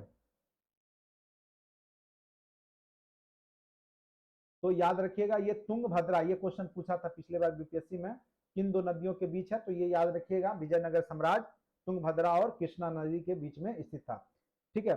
उसके बाद इस पर अधिकार को लेकर के आपस में ये तीन शासक जो थे, चोल, पल्लव और राष्ट्रकूट, आपस में लड़ते रहते थे, और इनके बीच संघर्ष का मेन रीजन था रायचूर द्वाब, जो कि एक उपजाऊ जमीन वाला पार्ट था। विजयनगर और बहमनी साम्राज्य यानी बहमनी शासक जो थे मुस्लिम शासक थे, वहीं जो है विजयनगर हिंदू लोग का शासन था, ठीक है। मध्य संघर्ष का कारण बनता रहता था, वो द्वाब को लेकर के आपस में लड़ते थे। उत्तर में बहमनी साम्राज्य, उत्तर साइड में जो था वो बहमनी लोगों का शासन था, बहमनी, ठीक है। और दक्षिण में जो था वो विजयनगर साम्राज्य था, ठीक है। तो ये याद रखिएगा। इन संघर्षों का कारण रायचूर द्वाब जो दक्कन का युद्ध स्थल था, दक्कन जो कि टोटल ये चूंकि ये पठारी एरिया है, ठीक है, दक्कन का पठार आप सुने होंगे। तो ये जो द्वाब था ये नदियों का सिंचित एरिया है जहां पे उपजाऊ मिट्टी है। तो चूंकि दक्षिण भारत में मिट्टी बहुत कम ही क्षेत्रों में उपजाऊ थे, तो इसलिए ये लोग उस उपजाऊ मिट्टी को पाने के लिए लड़ते थे। ठीक है, विजयनगर के शासकों ने स्थापत्य कला को भी प्रोत्साहित किया था। हम्पी विजयनगर नगर का प्रमुख, हम्पी का नाम सुने होंगे, वो प्रमुख शहर रहता है। तो हम्पी का जो विजयनगर का जो अभी भी स्थापत्य है, वो अभी भी अगर आप घूमने जाते हैं तो आपको आश्चर्यचकित कर देगा। ठीक है, अब देखिए 18वीं सदी के अंत में टीपू सुल्तान को परास्त कर जब ईस्ट इंडिया कंपनी ने विजयनगर को मद्रास प्रेसिडेंसी में शामिल कर दिया था, तो पुराविद जो थे, पुरातत्ववेदा जो इतिहासकार होते हैं, वो जब पहुंचे थे, कर्नल कॉलिन मैकेंजी, तो उसने उसका जो है सर्वेक्षण किया था और फिर मानचित्र तैयार किया था। और तब उनको लगा था कि भारत में भी बहुत सारा स्थापत्य जो था बेहतरीन नमूना, उसमें से आपको विजयनगर साम्राज्य का भी था। अलाउद्दीन खिलजी दक्कन इलाके को जीतने वाला पहला शासक था, परंतु मोहम्मद तुगलक के शासनकाल में अधिकांशतः दक्षिण प्रदेशों ने अपने को स्वतंत्र कर घोषित कर लिया था। ठीक है, तो यहां पर दक्षिण भारत को अलाउद्दीन खिलजी जीतता है, लेकिन मोहम्मद बिन तुगलक के शासन में सबसे पहले जैसे गुलाम वंश आता है दिल्ली सल्तनत में, ठीक है, उसके बाद खिलजी आता है। अलाउद्दीन खिलजी कब्जा किया था, लेकिन फिर आगे चल करके तुगलक वंश में ये स्वतंत्र हो जाते हैं। कौन? तो हम्पी सम्राट, विजयनगर सम्राट। और इसकी स्थापना 1336 ईस्वी में दो भाई रहता हरिहर और बुक्का, इसी ने किया था। दक्षिण भारत में विजयनगर साम्राज्य की स्थापना किसने किया है? तो हरिहर और बुक्का ने। याद रखिएगा, ये दोनों भाई हैं। यह साम्राज्य रायचूर दोआब के दक्षिण भाग में स्थित था। ये पूछ सकता है रायचूर दोआब के किस भाग में स्थित था? तो दक्षिण वाला भाग में स्थित था। उत्तर में बहमनी साम्राज्य था, ठीक है, जो कि 1347 ईस्वी में उसकी स्थापना अलाउद्दीन बहमन शाह ने किया था। विजयनगर साम्राज्य हिंदू साम्राज्य था, वहीं बहमनी साम्राज्य मुस्लिमों का साम्राज्य था, ये याद रखना है। उत्तर भारत में तुगलक सुल्तान मोहम्मद बिन तुगलक 1325 से 51 तक शासन कर रहा था उस समय। तो मोहम्मद बिन तुगलक पगला बादशाह के बारे में आप जानते ही हैं, ठीक है। 1326 के आसपास उसने क्या किया था कि अपनी राजधानी बदला था, फिर उसने साकेतिक मुद्रा चलाया था, सब असफल योजना था उसका, ठीक है। उसके बाद क्या किया था? दोआब में कर वृद्धि कर दिया था। फिर क्या किया था? कराचील अभियान किया था, ये सब आप जानते होंगे। विजयनगर साम्राज्य में क्रमशः 4 वंशों ने शासन किया। सबसे पहला जो वंश था विजयनगर का, वो 1336 से 1485 का संगम वंश है। ये याद रखिएगा, पहले सबसे पहले संगम वंश आएगा, फिर हरिहर बुक्का इसका प्रतापी शासक रहता है, ये याद रखिएगा, ठीक है। तीसरा हरिहर द्वितीय आएगा प्रथम के बाद। ये कई बार हरिहर प्रथम भी लिखा रहेगा, क्योंकि इसी नाम के और भी शासक बनेंगे। हरिहर द्वितीय 1378, देवराय प्रथम, देवराय द्वितीय, ठीक है। मल्लिकार्जुन विरूपाक्ष मंदिर जो बनाता है। तो ये याद रखना है आपको, ये सब जो सारे शासक हैं वो संगम वंश के हैं। और ये जो विजयनगर साम्राज्य में चलता है वो 1336 से 1485 ईस्वी तक चलता है, संगम वंश का शासन। तो हरिहर बुक्का का नाम बस याद रखना है आपको, ठीक है। निकोली कॉन्टी जो एक विदेश यात्री है, वो देवराय प्रथम के समय में आया था, ठीक है। और कृष्ण देवराय के बारे में चर्चा जो है वो अकबर ने भी किया है, आगे उसकी सालू वंश में पढ़ेंगे। देवराय द्वितीय अब्दुल रज्जाक आया था। तो कई बार पूछेगा इनमें से कौन से विदेशी यात्री विजयनगर साम्राज्य की यात्रा पे आए थे या गए थे? तो अब्दुल रज्जाक का नाम एकदम याद रखिएगा। निकोली कांटी का भी नाम याद रखिएगा, ये दो क्वेश्चन आपको पूछते रहेगा। उसके बाद सालू वंश जो चलता है वो 1486 से 1505 ईस्वी तक। उसका संस्थापक नरसिंह तालुब था। बस ये सालू याद रखिएगा। यानी सबसे पहले संगम, फिर सालू, संगम के बाद स्व से ही है संगम, स्व से सालूब वंश। उसके बाद आएगा तुलुब वंश। तुलुब वंश में ही आपका दो प्रतापी शासक हैं, जो चूंकि ये 1505 से 1570 तक चलेगा। वीर नरसिंह 1505 से 1509, कृष्ण देव राय, इसकी चर्चा जो है बाबर ने भी अपना जो है बाबरनामा है उसमें किया है, ठीक है। बाबर का जो बाबरनामा है उसमें इस प्रतापी शासक की चर्चा, कृष्णदेव राय की चर्चा बाबर ने भी किया है, याद रखिएगा उस समय कृष्णदेव राय की चर्चा। कृष्णदेव राय विजयनगर का महानतम चूंकि शासक है। 1513 में उसने उड़ीसा के शासक गजपति प्रताप रुद्र को भी परास्त कर दिया था और उसकी कन्या से विवाह भी कर लिया। 1520 ईस्वी में उसने सुल्तान आदिल शाह को पराजित कर बीजापुर को जीता था। गोलकुंडा और बीजापुर को विजयनगर साम्राज्य में किसने मिलाया? तो कृष्णदेव राय ने मिलाया। वह एक महान विद्वान विद्वान तथा कला और विद्या का पोषक था। कौन? कृष्णदेवराय। तो तमिल का जो स्वर्णिम युग का काल किसको कहा गया है? तो याद रखिएगा, कृष्णदेवराय जो विजयनगर साम्राज्य का महानतम शासक है, उसी को स्वर्णिम युग कहा गया। देखिए लिखा हुआ है, तेलुगु राजनीति पर अमुक्त माल्याद ग्रंथ को किसने लिखा? विद्वान भी है तो कृष्णदेवराय का नाम एकदम याद रखिएगा। और अष्ट दिग्गज जो 8 विद्वान रहते थे वो कृष्णदेवराय के समय में ही रहते थे, इसीलिए तो इसको स्वर्णिम युग कहा गया दक्षिण भारत का।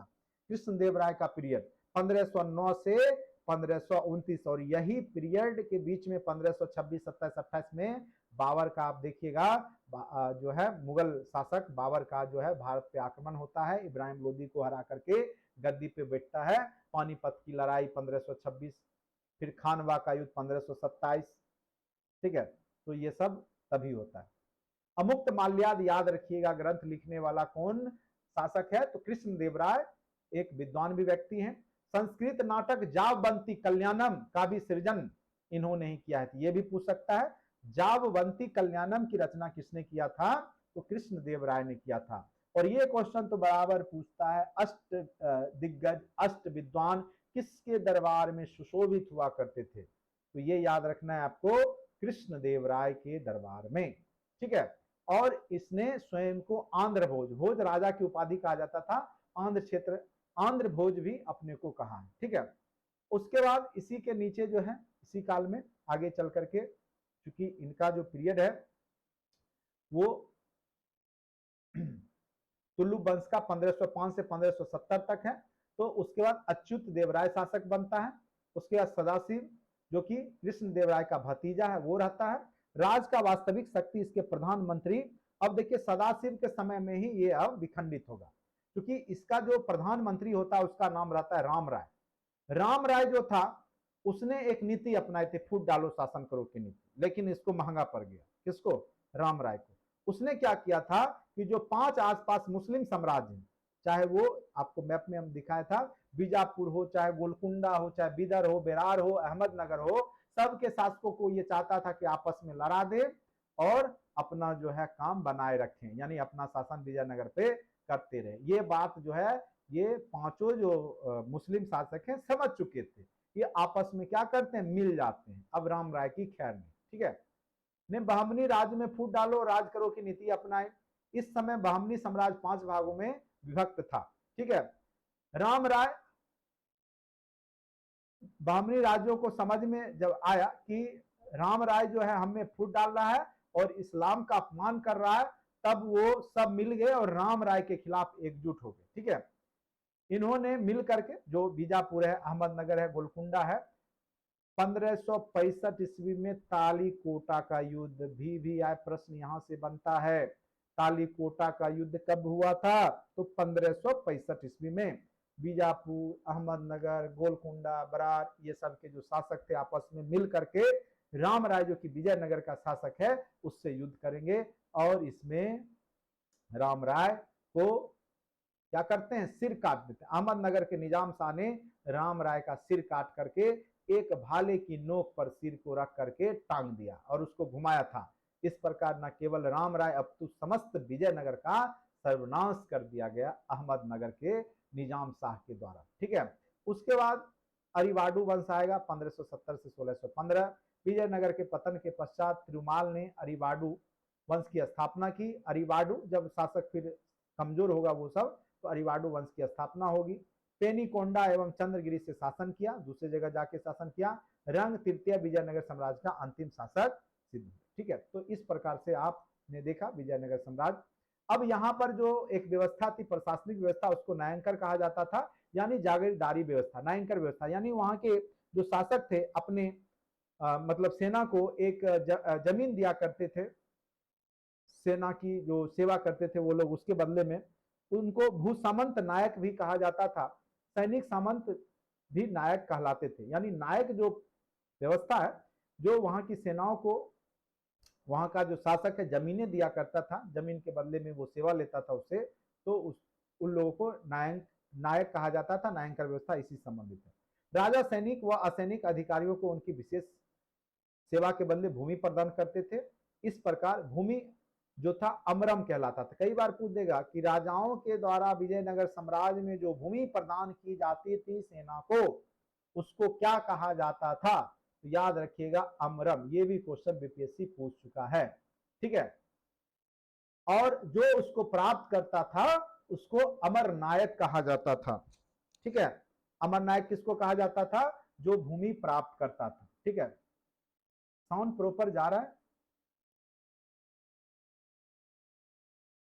आयंकर व्यवस्था राज प्रांत मंडल में बटा हुआ था। ये सब वही है जो दक्षिण भारत का है, ठीक है। अब देखिए, आयंगर व्यवस्था के अनुसार प्रत्येक गांव एक स्वतंत्र इकाई के रूप में संगठित किया गया था। वहां पे 12 व्यक्ति मिलकर के शासन करते थे। तो कितने लोग रहते हैं आयंगर व्यवस्था में? तो 12 व्यक्ति, ठीक है। और इनको सामूहिक रूप से आयंगर कहा जाता था। जो गांव को चलाते थे आपस में मिल करके 12 लोग मिलके, उस व्यवस्था को ही आयंगर व्यवस्था कहा जाता था। तो ये विजयनगर साम्राज्य का है। और इनको जो है वेतन के बदले में कर मुक्त जमीन दी जाती थी राजा के माध्यम से, ठीक है। अमर नायक प्रणाली राजनीतिक संगठन का प्रमुख विशेषता था। इस प्रणाली के अनेक तत्व सल्तनत कालीन एकता प्रणाली से लिया गया है। अमर नायक एक सैनिक अधिकारी होता था जिसके अधीन निश्चित संख्या में सैनिक की टुकड़ी होती थी और राजा जो है उस सेवा के बदले में उसको जमीन प्रदान करते थे, ठीक है। तमिल प्रदेश और विजयनगर साम्राज्य में भूमि का लगभग 3/4 भाग अमर नायकों के प्रमुख उत्तरदायित्व में थे और मंदिरों को ये लोग उपहार देते थे, तालाबों का निर्माण करते थे, उदार भूमि को उपजाऊ बनाने का ये लोग प्रयास करते थे। तो अमर नायक की प्रमुख भूमिका है।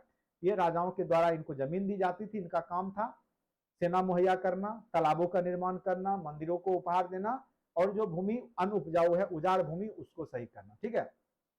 विजयनगर साम्राज्य में सिंचाई व्यवस्था के लिए ग्रेनाइट पत्थरों से घेर करके चट्टानों का जलधाराएं को तुंगभद्रा नदी से निकाला गया था, ठीक है। और प्राकृतिक कुंड का भी निर्माण किया गया था। और कई बार पूछेगा तो दक्षिण भारत में बांध बनाने का काम कहाँ के लोगों ने किया है सर्वप्रथम? तो ये विजयनगर साम्राज्य के लोगों ने तुंगभद्रा नदी से बांध निकाला था और चारों ओर बांध के चारों ओर जो है पत्थर चट्टान के टुकड़े वो लोग देते थे, ठीक है। पानी के हौज भी बनाए गए थे। इनमें से एक हौज का नाम कमलपुरम जलाशय भी था, ठीक है। और इसके आसपास खेती की जाती थी, ठीक है। सिंचाई खेतों में मतलब सिंचाई के लिए प्रथम जो है आप नहर व्यवस्था बांध बना करके निकालने का काम तुंगभद्रा नदी से इन्हीं लोगों के द्वारा किया गया था, ठीक है। व्यापार के बारे में जानिएगा तो इन्होंने मसाला, वस्त्र, रत्न जो कि पत्थर होते हैं उसका व्यापार ये लोग करते थे, खास करके मलाया, मालदीव वगैरह, बर्मा, म्यांमार, पुर्तगाल, चीन, अरब, ईरान एवं अफ्रीका के साथ ये लोग करते थे, ठीक है। अब किले और सड़कें जो थी फारस के राजदूत अब्दुल रज्जाक, ये कई बार पूछेगा किसने वहां की सड़कों की चर्चा की है? तो अब्दुल रज्जाक जो बाद में आता है फारस का राजदूत है, ठीक है। फारस मतलब इराक के नाम। 7 पंक्तियों का उल्लेख किया। इन किलेबंदी द्वारा शहर, कृषि क्षेत्र और जंगल को भी घेरा गया था। यानी ये लोग बहुत सुरक्षित किलेबंद में रहते थे। सबसे बाहर का जो दीवार था विजयनगर के चारों ओर पहाड़ियों को आपस में जोड़ता था और आपस में पत्थर के टुकड़े इस प्रकार से मतलब बिना सीमेंट, बिना इसके इस प्रकार से काट करके फनाकार टुकड़ों का उपयोग किया जाता था जो स्वतः जुड़ करके एक दीवार पे एक स्थान पर टिके रहते थे, ठीक है। और ये जो दुर्ग बनाए गए थे उसमें जगह जगह जो है सुरक्षित दरवाजे भी थे, द्वार भी थे, यानी राज में घुसने के लिए, ठीक है। और इस प्रवेश से शहर तक कई सड़कें बनाई गई थी। प्रवेश द्वार, मेहराब और गुंबदों का प्रयोग किया गया था। इसके निर्माण में इंडो इस्लामिक शैली का प्रयोग किया गया, यानी भारतीय भी और इस्लामिक शैली भी आपको देखने को मिलता है, ठीक है। सड़कें प्रवेश द्वार से निकलती थी और पूरा सड़कों का जाल बिछा हुआ था।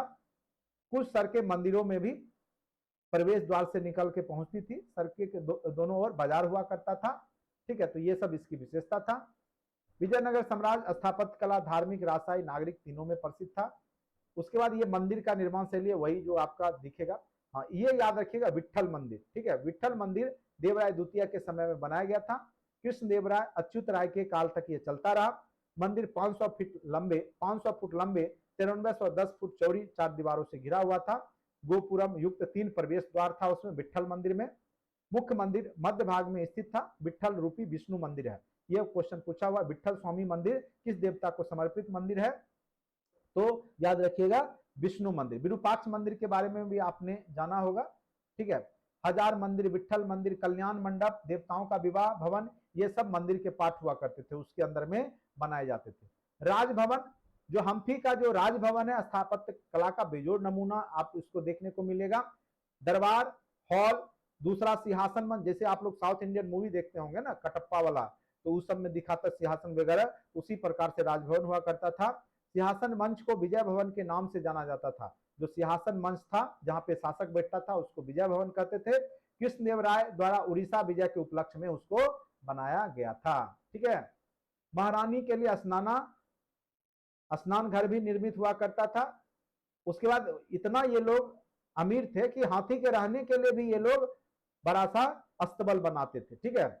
उसके बाद कमल महल में ये लोग बैठ करके अपना जो है परिषद इकाई जो भी होगा मीटिंग उटिंग करते थे, उसको कमल महल कहता था। ठीक है। और जब त्योहारों में ये लोग उत्सव मनाते थे, महानवमी डिब्बा उसको कहा जाता था, वहीं पे ये लोग एकत्रित होकर के महानवमी का त्योहार मनाते थे। ठीक है। हम्पी का बाजार, पुर्तगाली यात्री आता है डेमिगोस पेज, फर्नाओ नूनीज ने हम्पी के बाजार का विस्तृत प्रकाश डाला है। तो कई बार पूछेगा कि हम्पी के बाजार पर किसने प्रकाश डाला या किसने चर्चा किया है, तो पुर्तगाल यात्री रहता है। कौन कौन रहता है, तो यहाँ पर नाम याद रखिएगा, हो सकता है पूछ दे, तो डेमिगोस पेज याद रखिएगा बस। पेज जो है वो आपका विजयनगर साम्राज्य का ही बाजार है, उसके बारे में अपने ग्रंथ में लिखता है। ठीक है। हीरे, पन्ना, मोती, वस्त्र, इनके व्यापार जो जहाँ पे दुकान हुआ करती थी उसमें बिक्री होते थे। हर शाम में मेला लगता था। ठीक है। उसमें घोड़े, टट्टू, नींबू, संतरा, अंगूर, लकड़ी, ये सब की खरीद बिक्री की जाती थी। ठीक है। तो यहाँ तक आपका कंप्लीट हो गया विजयनगर साम्राज्य तक। ठीक है। नेक्स्ट आगे फिर करते हैं। तो दक्षिण भारत का मेन रूप से आपका इतिहास कंप्लीट है। ऑब्जेक्टिव सेशन में फिर हम लोग देखेंगे, ऑब्जेक्टिव सेशन करेंगे। तो मेन कॉन्सेप्ट जो समझने वाला था वो आपका कंप्लीट हो गया। थोड़ा लंबा सेशन हो गया। ठीक है। लेकिन महत्वपूर्ण चीज था, तो एक दिन आपने पढ़ लिया तो ज्यादा बेहतर है। नोट्स आपके ग्रुप में मैं भेज दूंगा। नोट्स महत्वपूर्ण है, अगर आप इतना कर लेते हैं तो किसी भी एग्जाम में आपको दक्षिण भारत के क्वेश्चन में कोई कठिनाई नहीं होगी। ठीक है। ये मेरा पूरा अनुभव है। ठीक है। चलिए आज के लिए इतना ही, धन्यवाद।